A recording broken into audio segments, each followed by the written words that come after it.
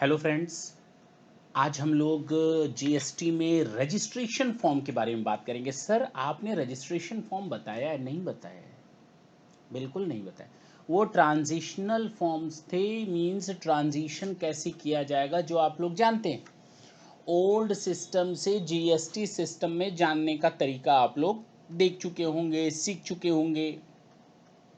आज हम लोग बात करेंगे कि जीएसटी लॉ इंडिया में चल रहा है और कोई बंदा अपना बिजनेस स्टार्ट करना चाह रहा है या सर्विसेज सप्लाई करना चाह रहा है, तो उस केस में ऐसे बंदे को रजिस्ट्रेशन कैसे कराना पड़ेगा अपना, उसके लिए आज हम लोग डिस्कस करेंगे। और फॉर्म जो है बहुत छोटा है, 22-23 पॉइंट है, बस 22-23 पॉइंट है, ज़्यादा नहीं है। 8-10 पन्ने का फॉर्म है, ज़्यादा बड़ा नहीं है। देखना चाहेंगे? जी सर, REG 1 देखना पड़ेगा हम लोगों को, रजिस्ट्रेशन नंबर 1 फॉर्म देखना पड़ेगा और आज हम लोग उसी के बारे में डिस्कस करेंगे। अब आपके सामने जो स्क्रीन पर है वो है goods and services tax rules 2007 registration forms. ये सारे रजिस्ट्रेशन फॉर्म है 1, 2, 3, 17, 18, 29, हाँ 30। जी थोड़ा आगे बढ़ते हैं। आज हम लोगों को ये फॉर्म सीखना है। Form GST registration 01 REG 01 application for registration. ये फॉर्म किसके लिए नहीं है? नॉन रेजिडेंट टैक्सेबल पर्सन के लिए। अच्छा, तो नॉन रेजिडेंट टैक्सेबल पर्सन के लिए कौन सा फॉर्म होता है ये देखें। यानी हम लोग REG 09 की बात करेंगे। किसकी बात करेंगे? यहाँ पर REG 09 की बात करेंगे। यानी नॉन रेजिडेंट टैक्सेबल पर्सन के लिए 09 फॉर्म लगता है, न कि 01। अच्छा, a person supplying online information and database access और रिट्राइवल। ओके, यानी ये किसके ऊपर नहीं लगता? एक ऐसे पर्सन के ऊपर नहीं लगता। कौन से ऐसे पर्सन के ऊपर? वापस आए।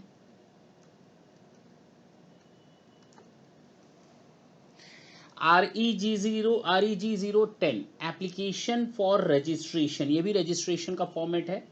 उन पर्सन के लिए जो सप्लाई करते हैं online information and database access और retrieval services from a place outside India to a person India other than a registered person. ठीक है, यानी ये आउटसाइड इंडिया से इंडिया में ऑनलाइन डेटा सेंड करते हैं और सर्विसेज सप्लाई करते हैं।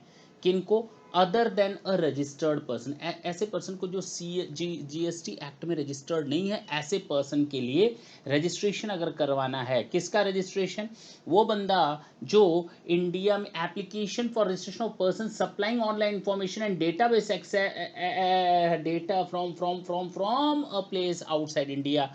यानी REG 09 भी नॉन रेजिडेंट टैक्सेबल पर्सन के लिए था, और REG 10 जो है वो भी एक ऐसे पर्सन के लिए है जो आउटसाइड इंडिया से इंडिया में ऑनलाइन डेटा एक्सेस और रिट्राइवल की फैसिलिटी देता है। किसको? Other than a registered person को। इंडिया में ऐसे पर्सन को फैसिलिटी देता है जो कि रजिस्टर्ड नहीं है, तो उसके लिए REG 010 लगेगा। अच्छा जी सर, थोड़ा वापस आते हैं। क्या बात है भाई, थोड़ा थोड़ा थोड़ा, हाँ, यहाँ पर लगेगा इनके ऊपर REG 10। A person required to deduct tax at source, यानी गवर्नमेंट वगैरह, and a person required to collect at source, यानी ई कॉमर्स वाले। Is it clear? जी सर, समझ में आया? हाँ सर, इसमें कोई दिक्कत? No sir.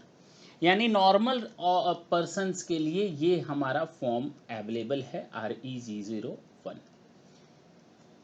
इस इतने लंबे फॉर्म को मैं अब नीचे देखिए स्क्रॉल डाउन करता हूँ और आप लोग देखते जाएंगे। पेज नंबर 1, ये 2, ये 3, ये 4, ये 5, ओ ये 6, 7, और इसमें टोटल पॉइंट कितने हैं? 27 पॉइंट हैं। 2-4 तो लास्ट वाले फालतू के हैं, लेकिन टोटल 27 पॉइंट्स हैं। हम इन पॉइंट्स पर आगे बढ़ने से पहले कुछ स्पेशल जानकारियां देंगे आपको, जो इस फॉर्म को फिलअप करने में आपका सपोर्ट करेंगी। ये है लिस्ट ऑफ डॉक्यूमेंट्स। जब आप ये फॉर्म फिलअप करेंगे तो आपसे कहा जाएगा ये डॉक्यूमेंट आप अपलोड करिए। आपको अपने फोटोग्राफ्स तैयार रखने हैं। क्या तैयार रखने हैं? पिक्चर तैयार रखनी है। सर वो तो दिन भर सेल्फी लेते रहते हैं हम लोग।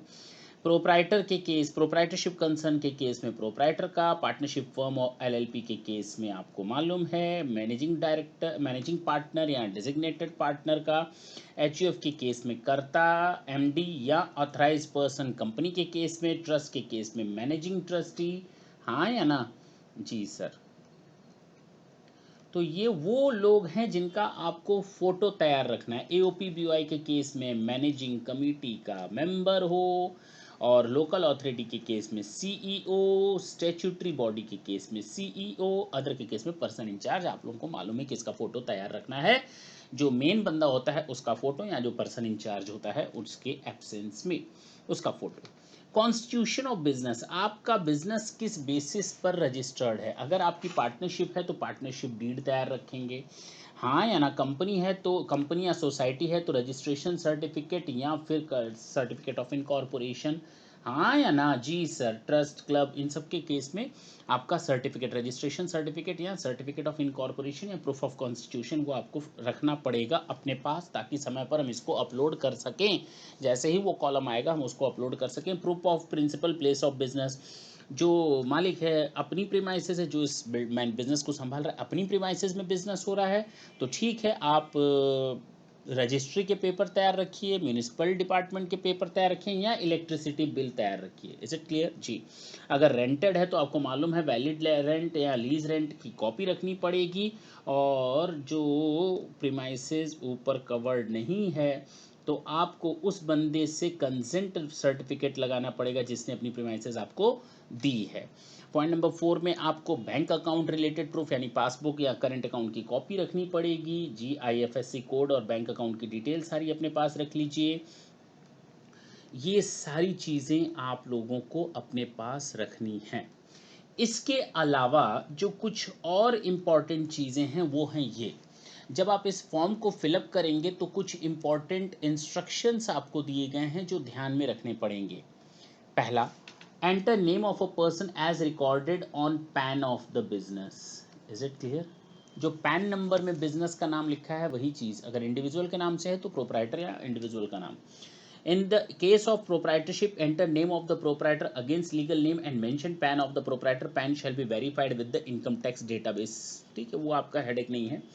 ईमेल आईडी और मोबाइल नंबर आपको देना पड़ेगा और ये तुरंत आपका वेरिफिकेशन हो जाता है। मैं वापस ऊपर चलता हूँ, स्क्रॉल अप करता हूँ, आपको समझ में आ जाएगा कि मैं किसकी बात कर रहा हूँ। ज़रा देखें ये फॉर्म, तो इसमें एक पार्ट ए है और तुरंत उसके नीचे पार्ट बी है।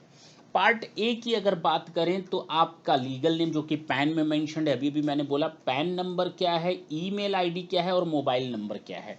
Now both of these two things will be verified और वैलिडेटेड इमीडिएटली। आपको तुरंत ओटीपी वगैरह सेंड किया जाएगा। Now fill up that OTP in the proper box. Your mail ID and your mobile number will be verified immediately. अच्छा, तो इसमें भी दिक्कत नहीं है। वापस आते हैं इंस्ट्रक्शंस की ओर।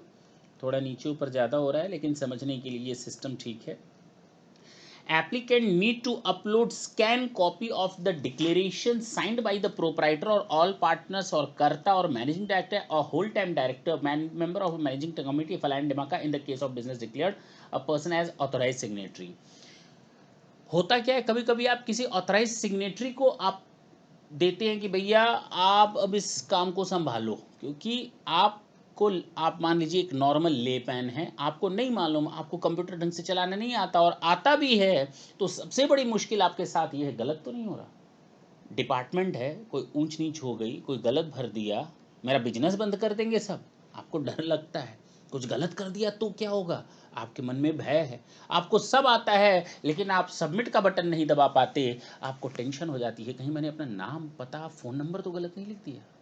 आपको भरोसा नहीं तो उस केस में आप एक पर्सन को ऑथराइज करते हैं, तो जो पर्सन ऑथराइज करता है फिर ठीक है आप ऑथराइजेशन दे दें, वो पर्सन अपना ऑथराइजेशन के बेसिस पर आपका काम करेगा। आपका सीए हुआ, लॉयर हुआ या अकाउंटेंट हुआ, जो बंदा आपका काम देख रहा है। अच्छा, कौन इस रजिस्ट्रेशन फॉर्म को साइन करेगा? प्रोप्राइटर के केस में प्रोप्राइटर, पार्टनरशिप के केस में managing direct person, managing partner और ऑथराइज पर्सन कर्ता करेगा। आपको मालूम है किसको साइन करना है, ठीक है ना? तो ये सब चीज़ें मुझे बताने की जरूरत नहीं। सोसाइटी के केस में member of managing committee, public company के केस में मैनेजिंग डायरेक्टर, प्राइवेट कंपनी के केस में मैनेजिंग डायरेक्टर कर्ता, गवर्नमेंट डिपार्टमेंट केस में person in charge, public sector में होल टाइम डायरेक्टर या मैनेजिंग डायरेक्टर, अनलिमिटेड कंपनी में ठीक है, लिमिटेड लाइबिलिटी में डेजिग्नेटेड पार्टनर, और सोसाइटी वगैरह केस में local authority, chief executive officer वगैरह। देखिए ना, सारी डिटेल्स दी हैं, इन लोगों को साइन करना है जी। आगे आए जी। All information related to PAN, Aadhaar, DIN, SIN shall be validated online by the system and acknowledgement receipt number will be generated and successful validation of the all fill up, ठीक है। Status of the application field, अब मैं यहाँ पर आपको यहाँ पर ये देखिए, ये इससे आप कंफ्यूज ना हो जाएंगे। इसको भी हम शॉर्ट में लिखते हैं ARN, बट ये वो ARN नहीं है जो ये वाला ARN है। ये वाला ARN कहलाता है एप्लीकेशन रेफरेंस नंबर। वो ऊपर एक्नॉलेजमेंट रिसीट नंबर है, that is not your application reference number. हमें इंपॉर्टेंट चीज़ क्या है? Application reference number. Status of the application filed online can be tracked on the common portal bye entering ARN indicated on the acknowledgement. जब आप पूरा form fill up कर देंगे ना, तुरंत आपके पास एक मेल जाएगी ARN की कि yes successfully you have done all the things on the common portal, this is your ARN number, as and when your registration will be successful, it will be notified to you। अच्छा अच्छा, ARN कैसे notified होगा? और अगर हमको status को track करना हो तो देखिए, हम थोड़ी देर के लिए REG02 में जाते हैं, थोड़ी देर के लिए जी। इसको हम कहते हैं एक्नॉलेजमेंट, और ये है आपका REG02। जरा देखें तो ये स्टार्ट कहाँ से होता है? ARN से। ये एक्नॉलेजमेंट है, this is your complete acknowledgement, whatever you will fill up in the form, the summarise detail will be shown in over here. जरा देखें तो सिन नंबर, ये जो सबसे लास्ट पे लिखा है, ये आज पेन ढंग से काम नहीं कर रही जी। Temporary reference number and payment detail है ना, डेट है, अमाउंट है। In a system generated acknowledgement does not require any signature applicable, ये चीज जो सिन नंबर का है, payment detail applicable only in case of casual taxable challan identification number. ये सिन नंबर वो वाला सिन नंबर नहीं है, ये चालान आइडेंटिफिकेशन नंबर है। कैजुअल टैक्सेबल पर्सन का जब हम लोगों ने रजिस्ट्रेशन के बारे में बात की थी, तो हमने आपको बोला था कैजुअल टैक्सेबल पर्सन को एडवांस टैक्स जमा करना पड़ता है, यानी before getting the registration under this act, the casual taxable person is needed to pay the amount of tax, and at the time of filling up the registration form he has to mention the detail of the advance tax paid by him। तो sir पहले वो tax देगा बिना registration के जी, उसका काम कैसे होगा? रजिस्ट्रेशन का हम थोड़ी देर बाद डिस्कस करेंगे, लेकिन हाँ देखें तो पेमेंट डिटेल में चालान आइडेंटिफिकेशन नंबर शो किया गया है, और नीचे साफ साफ लिखा है कैजुअल टैक्सेबल पर्सन और नॉन रेजिडेंट टैक्सेबल पर्सन के केस में ही ये सिन नंबर एप्लीकेबल होता है। और इन्हीं दोनों के केस के लिए ही हम लोगों ने देखा है रजिस्ट्रेशन में कि हाँ चालान भरना पड़ता है बिफोर गेटिंग द रजिस्ट्रेशन। हम वापस आते हैं, हम लोगों ने सारी डिटेल्स की स्टडी कर ली, हम वापस ऊपर आते हैं, अपने फॉर्म को फिलअप करना सीखते हैं। अगर आप लोगों को इंस्ट्रक्शन समझ में आई तो हमें नहीं लगता अब फॉर्म में कोई दिक्कत आएगी। हाँ डिटेल्ड फॉर्म है। पार्ट बी की बात करते हैं। पार्ट ए आपका वैलिडेट हो गया, PAN number, legal name, mobile number, ID number, उसके बाद आपका trade name, constitution of business जी। अब कॉन्स्टिट्यूशन क्या, आप प्रोप्राइटरशिप में बिजनेस करते हैं, पार्टनरशिप में करते हैं, जहां करते हैं उसको जरा चेकबॉक्स को टिक कर लेंगे। देखें प्रोप्राइटर है, पार्टनरशिप है, एचयूएफ है, प्राइवेट लिमिटेड है, पब्लिक लिमिटेड है, सोसाइटी है, गवर्नमेंट है, पब्लिक सेक्टर है, अनलिमिटेड है, लिमिटेड है, लोकल अथॉरिटी है, स्टैट्यूटरी बॉडी है, फॉरेन लिमिटेड, लायबिलिटी पार्टनरशिप है, फॉरेन कंपनी रजिस्टर्ड है, अदर है, उसको आपको लिखना पड़ेगा। Name of the state and district क्या है वो आपको लिखना पड़ेगा। अच्छा, आप बिल्कुल माइग्रेशन वाली सिचुएशन में नहीं है। You are a new registrant, you are a new businessman, or you have started a new business or new venture. Now you have to get the registration. अच्छा, दूसरी चीज़ ये, एक स्टेट में आपके कितने भी बिजनेस वर्टिकल हों, एक स्टेट में आपके कितने भी बिजनेस वर्टिकल हों, you can have only one registration. It is of no use to get different registration for different businesses. If you are just doing your business with the same PAN, it is not necessary at all to have the different registration. By having a single registration, you can do different type of businesses. Is it clear? कितना simple कर दिया है government ने आपके लिए, आपको तो अब कोई टेंशन ही नहीं लेना। सबसे खास बात क्या है, अब तक हम लोग दौड़ते रहते थे डिपार्टमेंट में, साहब मेरा रजिस्ट्रेशन कर दो, साहब मेरा रजिस्ट्रेशन कर दो, और वो साहब हमारा रजिस्ट्रेशन थोड़ा टाइम लेकर करते थे, and we were not getting any type of confirmation at all. Corruption बहुत ज़्यादा है मेरा, आप हिसाब किताब समझ रहे होंगे वो कौन से हिसाब किताब की बात मतलब मैं कर रहा हूँ फिलहाल। तो कहने का मतलब ये कि अब वो टेंशन ख़त्म, अब रजिस्ट्रेशन की कीमत है ढेला, ज़ीरो। अब आपको रजिस्ट्रेशन के लिए खर्च करना है ज़ीरो, चवन्नी भी नहीं, ज़ीरो। अगर आपको फॉर्म फिलअप करने आ गया, then you can get your registration yourself.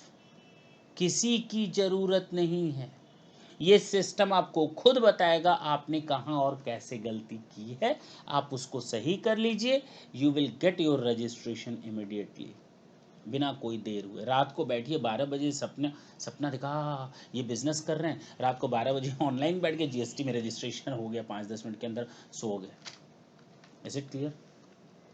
तो अब आते हैं वापस, स्टेट लिखना पड़ेगा, सेंटर लिखना पड़ेगा, वार्ड एंड सर्किल आपको लिखना पड़ेगा। कंपोजिशन का स्कीम लेना चाहते हैं क्या या नहीं लेना चाहते? देखिए, मैंने आपको रजिस्ट्रेशन में ये सीधे सीधे बता दिया था। अब आप यहीं रजिस्ट्रेशन में इंटीमेशन दे देंगे, आपका ये फाइनल इंटीमेशन माना जाएगा, दैट्स इट। आप इसी रजिस्ट्रेशन फॉर्म में इंटीमेशन दे दीजिए कि आप कंपोजिशन स्कीम में जाना चाहते हैं, और डिक्लेयर करना पड़ेगा, आई hereby declare that the aforesaid business shall abide by the condition and restrictions specified in the act or rules for opting to pay tax under the composition scheme। Means आप वो सारे रूल रेगुलेशन से abide हैं जो composition scheme पर लगते हैं। अब आपको मैं बता दूं, कंपोजिशन स्कीम 50 लाख की लिमिट नहीं है, अब कंपोजिशन स्कीम के लिए 75 लाख की लिमिट तय कर दी गई है। अगर आपको नहीं मालूम तो समझ लें, अब कंपोजिशन स्कीम के लिए the limit is enhanced from 50 to 75 lakhs. अच्छी अपॉर्चुनिटी है गवर्नमेंट के लिए भी, गवर्नमेंट को भी टेंशन कम लेना पड़ेगा ऐसे बिजनेसमैन के ऊपर, और गवर्नमेंट को तो पूरी चेन ब्रेक कर दी इनपुट टैक्स की, पीछे का जितना टैक्स गवर्नमेंट को मिलना था मिल गया, आगे ये बंदा भी छोटा सा स्मॉल परसेंटेज ऑफ टैक्स दे करके जाएगा, और आगे क्रेडिट ट्रांसफ़र होगी नहीं, गवर्नमेंट को तो चोखा ही मतलब फ़ायदा ही फ़ायदा है। कैटेगरी ऑफ रजिस्टर्ड पर्सन, आप किस कैटेगरी में आते हैं? मैन्युफैक्चरर हैं, कंपोजिशन लेवी में आते हैं, अदर्स हैं, वो आप टिक कर लेंगे। पॉइंट नंबर 7, बिजनेस आपने कब स्टार्ट किया, ये, और date on which liability to register arise, और किस डेट में फर्स्ट डे था जब लायबिलिटी अराइज हुई। या तो आप अपने मन से ऑप्शनल करना चाहते हैं तो वही date of commencement of business ही डाल देंगे, कोई दिक्कत नहीं। Are you applying for registration as a casual taxable person? अब कैजुअल टैक्सेबल पर्सन हैं तो आपको भाई मैंने अभी 9 आपको बताया नॉन रेजिडेंट के लिए, कैजुअल के लिए देखिए ये है, कैजुअल के लिए अलग से फॉर्म नहीं है। और ज़रा ढंग से देखें, कैजुअल के लिए जो हम लोगों ने रूल में बात की थी कि उसकी एस्टिमेटेड टैक्स लायबिलिटी निकालनी पड़ेगी और उसको टैक्स पेमेंट करने के बाद आगे बढ़े, और थोड़ी देर पहले भी मैंने आपको ये इंडिकेट किया था अगर आपका जवाब हाँ में है तो कितने दिनों के लिए आप वो बिजनेस करना चाहते हैं, from and to, 60 days, 50 days, 10 days, 18 days, 25 days. अगर आपका जवाब हाँ में है तो आप ये बताइए कि आप आईजीएसटी में जाएंगे, सीजीएसटी में जाएंगे, स्टेट टैक्स यानी एसजीएसटी, यूटीजीएसटी और सेस, टोटल टैक्स कितना बनेगा, टर्नओवर कितना होगा आपका, ये टोटल टर्नओवर का है और ये टोटल आपका टैक्स का है। आप इतना पेमेंट देंगे और उस सिन के बारे में ये है, सिन की डेट, किस दिन आपने चालान जमा किया एडवांस टैक्स का, और किस दिन आप कितना रुपया आपने जमा किया, ये दो चीज़ें आपको मेंशन करनी पड़ेंगी। कितनी चीज़ें मेंशन करनी पड़ेंगी, दो चीज़ें मेंशन करनी पड़ेंगी। आपने सिन चालान आइडेंटिफिकेशन नंबर में किस डेट को भरा है और कितना अमाउंट एडवांस टैक्स के नाम पर जमा किया है। अब आते हैं फिर से एक नई चीज़ पर, SEZ point number 12, total 23-24 important point है। देखा तो हम लोगों ने 30 पॉइंट है, बाकी तो फालतू के ही हैं, ज़्यादा टाइम नहीं लेंगे। Are you applying for registration as SEZ special economic zone में, क्या आप अपनी यूनिट सेटअप कर रहे हैं? कितनी बड़ी बात है, अगर आप स्पेशल इकोनॉमिक जोन में अपनी यूनिट सेटअप कर रहे हैं, उसका सिस्टम क्या होता है, अगर ये गवर्नमेंट ने किसी स्टेट में ये एक एरिया बना रखा है, ये मान लें यूपी का पूरा हिस्सा ये है, 2 मिनट के लिए मानते हैं कंप्लीट यूपी है, और इस यूपी में इतना हिस्सा गवर्नमेंट ने कहा ये हमारा स्पेशल इकोनॉमिक जोन है, और गवर्नमेंट ने अगर इसको स्पेशल इकोनॉमिक जोन बोल दिया तो इसका मतलब ये हुआ है तो ये इंडिया में ही, लेकिन ये इंडिया का पार्ट नहीं माना जाएगा for the purpose of charging taxations.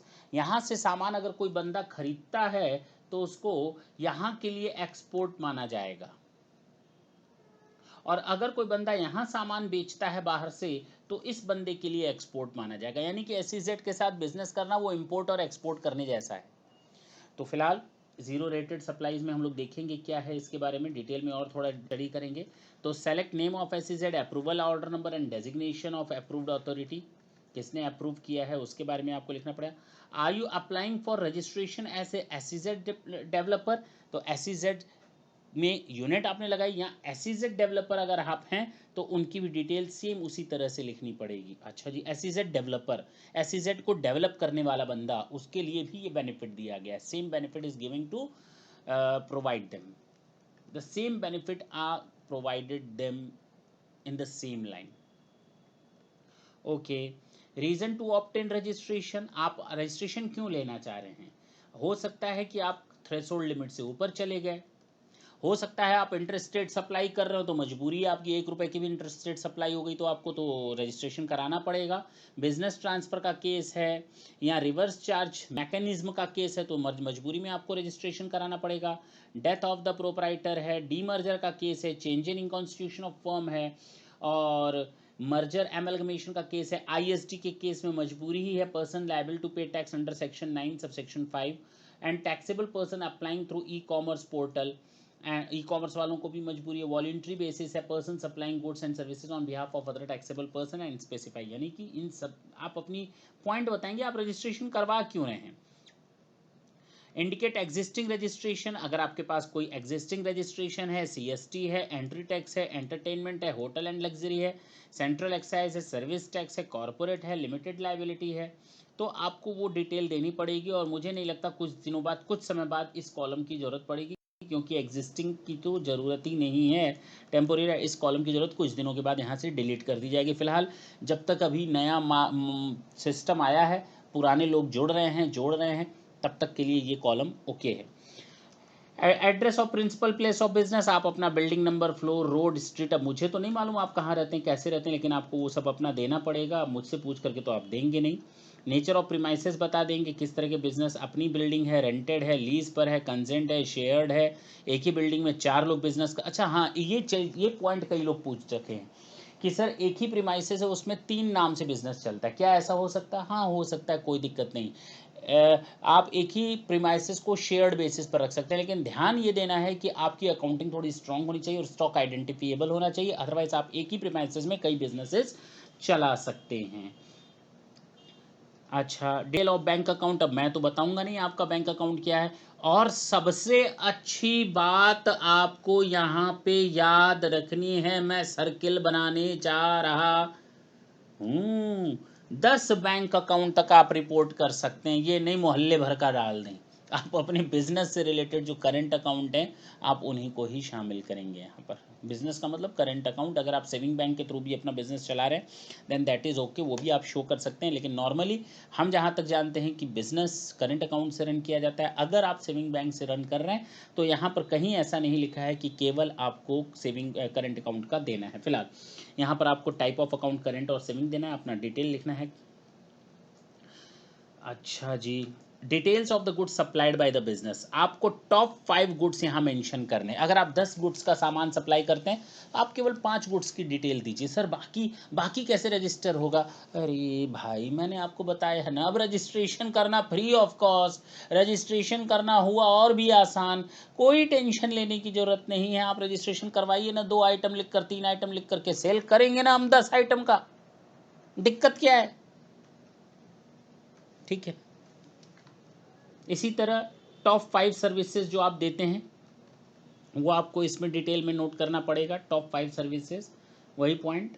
Additional place of business, आपका उसी स्टेट में और भी कोई प्रीमाइसेस है तो आप उन सब की डिटेल, जैसे आपने अभी प्रिंसिपल प्लेस ऑफ बिजनेस की डिटेल लिखी थी वैसे ही एडिशनल प्लेस ऑफ बिजनेस की डिटेल लिखेंगे। Point number 21, detail of proprietor. ओ सब कुछ हो गया। अब प्रोपराइटर की डिटेल भी तो जान लें, उसका फोटो अपलोड करेंगे, पिताजी का नाम लिखेंगे, डेट ऑफ बर्थ, देखें ये सब ऊपर हमने नहीं लिखा था, जेंडर क्या है, मेल है, फीमेल है, अदर है, मोबाइल नंबर है, ईमेल आईडी है, टेलीफोन नंबर है, एसटीडी कोड के साथ डेजिग्नेशन लिखना पड़ेगा, पैन नंबर वगैरह सारी चीज़ें आपको नोट करना है, मुझे इसको बताने की ज़रूरत नहीं है। ऑथराइज सिग्नेटरी, अगर आप अपना काम किसी दूसरे को, आप हमें सौंप दीजिए ना अपना काम, मेरा नाम पता फ़ोन नंबर सारा लिखिए ना, इसमें सारी चीज़ें लिखिए ना, हमारा आपका क्या रिश्ता है, ये रिश्ता क्या कहलाता है वो भी आप लिख देंगे, कोई दिक्कत नहीं है, वो मुझे बताने की ज़रूरत नहीं है। ऑथराइज रिप्रेजेंटेटिव, उनकी भी डिटेल आप भर सकते हैं ऑथराइज रिप्रेजेंटेटिव की, यानी जो प्रोपराइटर के अलावा आएगा। एक अथराइज सिग्नेटरी हो गया, एक अथराइज रिप्रेजेंटेटिव हो गया। State specific information, documents upload, consent करेंगे, वेरिफिकेशन होगा कंसेंट की, भैया जो मैंने ऊपर इन्फॉर्मेशन भरी है ना, मैं कसम खाता हूँ कि मैंने सारी इन्फॉर्मेशन सच सच भरी हैं, कोई उसमें गलत और कोई इन्फॉर्मेशन हाइड नहीं की गई है। और हम अपनी इन्फॉर्मेशन जो सबमिट किए हैं उसका यूज़ गवर्नमेंट अपने हिसाब से तय कर सकती है, गलत जगह नहीं सही जगह पर। Verification by authorise signatory, I hereby. अब ये सारा काम करने वाला कौन? अगर आपने मुझे चुन लिया है, चुन लिया तो I hereby solemnly affirm and declare that the information given herein above is true and correct to the best of my knowledge and belief and nothing has been concealed therefrom from my side। तो अब उसके बाद authorise signatory मैं हूँ, मैं आपकी जगह से साइन कर लूँगा, ये कर दिया मैंने साइन और ये मैंने डेट भर दी।